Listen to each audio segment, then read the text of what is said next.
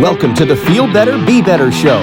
Today, Kate and Nevada will answer your questions and introduce new topics designed to help feel better and be better. These are raw conversations, but they will make a difference. All right, so let's see here. We covered in this one, what are we, old people? Life experience. Life experience.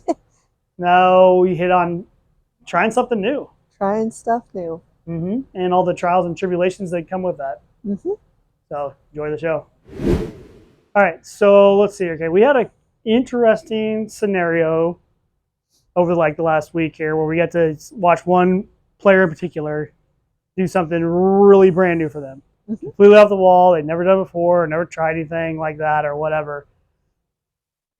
And I mean, we get to see a lot of progressions there, different things in there. I was wondering, we might want to talk about how it is when you're trying something completely new, which we've done a few of those on our own right now, trying to start all of this up and everything. So it's like, what kind of things did you see in that scenario that made you think of anything else that starting something fresh and new that you've never done before?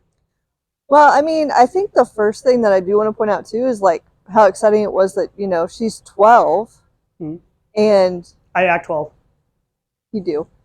And for being older, being brave enough to try, in her case, pitching, which is very different than anything else she's tried.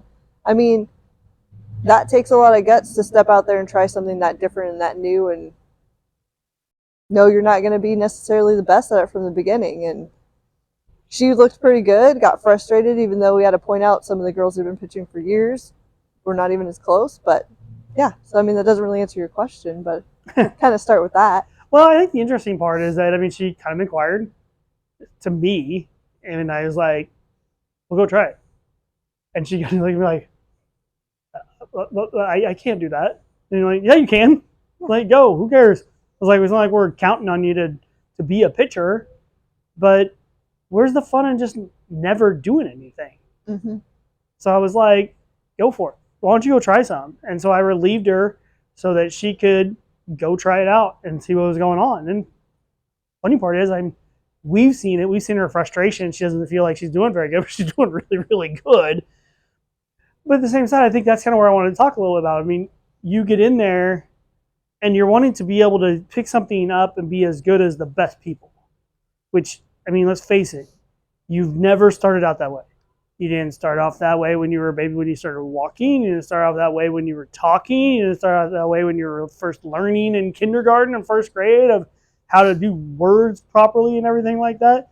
We all start out somewhere, and we're usually not that good. Yep. What is it they say? It takes 10,000 hours of experience to become a master at something? Yeah, there's been some debate on that one. The principle holds true just to the fact that the more you do something, the better you're going to get at it. So to come in brand new and just assume you're going to be at a master level at something is pretty unrealistic if you have no background in it or other skills that play into it at all. Sure, but we all do it. Yeah, we all do. But I mean, you got to give yourself some grace to learn, and especially as an adult, it's hard because you don't want to be the person who has to admit you're not good at something, especially if it's something that you're wanting to do successfully, like as a living or something down the road, or it's hard. Well, I mean, we happen all the time is when we're adults. I mean, we sit there and we try to, we think we should be able to do this. Oh, I just can't work the iPhone these days, or whatever. I don't know how to work my computer. And, but my nephew who's 8 can do it, no problem. Well, then the one that's 8 is used to just trying things. So, I mean, just pushing buttons and seeing what happens. Pretty much, yeah. We're scared to do that because we're scared we're going to break the whole thing. Well, yeah, we've been told that we had to do that. We needed to follow the rules. So. I think, this even plays into, I had an interesting conversation today with my daughter's dad about school options coming up, next year, what are we going to do? And just how a lot of our school systems are in such a way that they're just pushing kids through to follow the rules and do the same thing as everybody else. There's no setup to fail and that be okay. Well, no, the school systems are pretty much set up to make sure that you don't fail. Yeah. That's the whole point. And but you don't do much great in life by not failing. Yeah, but I think it sets you up at a severe disadvantage from that because you're scared to try anything to fail because failure equals bad. Well, that's kind of one of the reasons why they've talked about the whole thing with video games, where, you know, we used to talk all the time about how that would rot your brain and you wouldn't be very, you know, that you wouldn't get very good in school and all that stuff. And then all the numbers were completely opposite of that. The kids that were playing lots of video games were doing well in school and other things like that and had a good social scenario. When they went and looked into it, that was one of the only places they were allowed to really fail. I mean, what happens when you mess up in a video game? You start over, you try again. That's the whole thing. You try something, oh, it didn't work, guys, let's try something different. But we've actually made it in school where it's like, you got these kids that are worried about their 4.0 grade point average when they're in 6th grade. And Heaven forbid you get a B because no college will take you. And realistically, when you graduate, I don't know any job that's cared what my GPA was. Well, I mean, but look at some of we had some scandals with the teachers, I mean, with the parents, you know, paying to get their kids into higher education. I mean, that's just, the pressure on that is real. But I mean, we've lost out on being able to like actually teach by all the standards. And you learn by failing. You don't learn much from success. You learn that what you did was right, which doesn't allow you to try something different. So, I mean, that's why it's almost impressive when you can encourage somebody to try something new and they go through and do it. And then you got to pull them back and just be like, look, yeah, you're not going to be great at it for a little while. And how do you manage that? How do you make sure you build up that to continue to keep trying, to continue to keep doing and keep, you know, is there something else you want to looking out and doing something like that? I mean, and that goes into life as well. I mean, how many people do you know that hit one little thing where they're like, no, I'm one little roadblock and they're done? Yeah. And I mean, I think with that too, helping a person change their focus on it is huge because, you know, if she's standing next to a girl who's been pitching for 3 years and she's trying to compare herself to that girl, that's unrealistic. But if you can take something like, okay, I just really want to focus on how hard you're throwing the ball. I don't care where it goes, right? I just want to focus on this aspect of it. Can you do this part well? Can you continue to grow in this part? Do you see how much better you got from week 1 to week 2 in this thing? Not the whole picture of it. It gives you something to strive for and you see the changes that you've made because ultimately it just depends on how you're growing more than where anybody else is. Well, and I think ultimately as coaches, managers, mentors, whichever way you want to go with this, how do you encourage effectively the failure? I mean, because you don't want to, I mean, it sounds great in this theory that we're talking about to encourage failures, but I mean, ultimately you're not going to be in business very long if you fail all the time. You know, you're not going to be in a job very long if you fail all the time. So, I mean, it's an interesting thing, but I think you get into situations like I heard a good one on sales today. And the guy was like, you know, I set out my entire career to make sure that I didn't want to be a salesperson. I didn't want to be that cheesy sales guy that was trying to sell everything. And he's like, looked into his life 10 years later, and he's like, I'm a salesperson. And he's just like, but it's weird. I'm looking out for the people I'm selling to. He's like, I don't feel like a salesperson, what I thought sales were. But what he was talking about in this thing was, I finally changed my mindset to be, I knew if I got 80 no's, I was pretty much going to get a yes next. So I basically was really excited to get my 80 no's so I could get my one yes.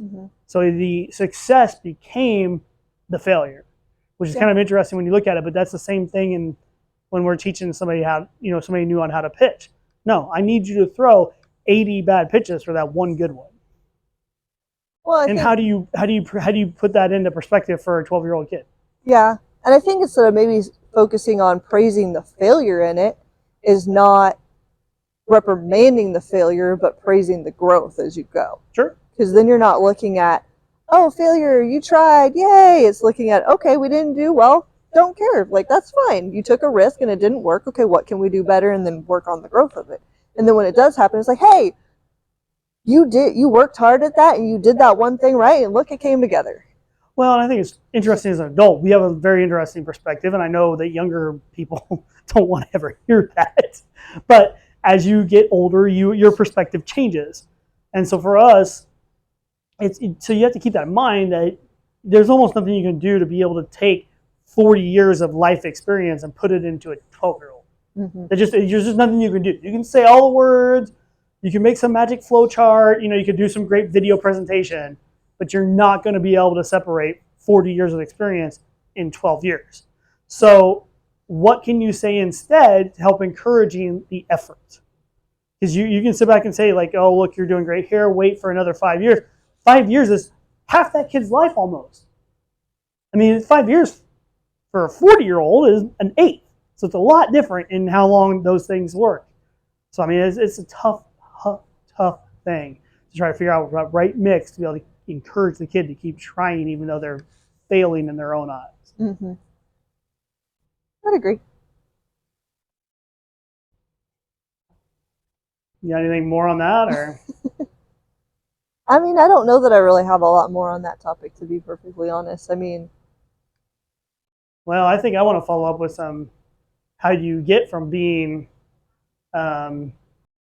anyway, I think the next one will pop in and do a little bit of, well, how do you get from being new to being a pro at it? mm-hmm. So, I mean, stick around for that show as the next one. But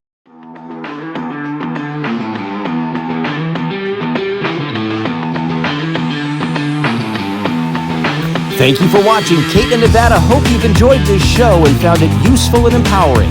If you have any questions or comments, please contact them at Kenetics.com. That's KNETICX.com. They're on Facebook, Instagram, and TikTok as well. And please write a review of the show. Kate in Nevada appreciate hearing the feedback, and they welcome your reviews, and your word of mouth will help others learn how to feel better and be better.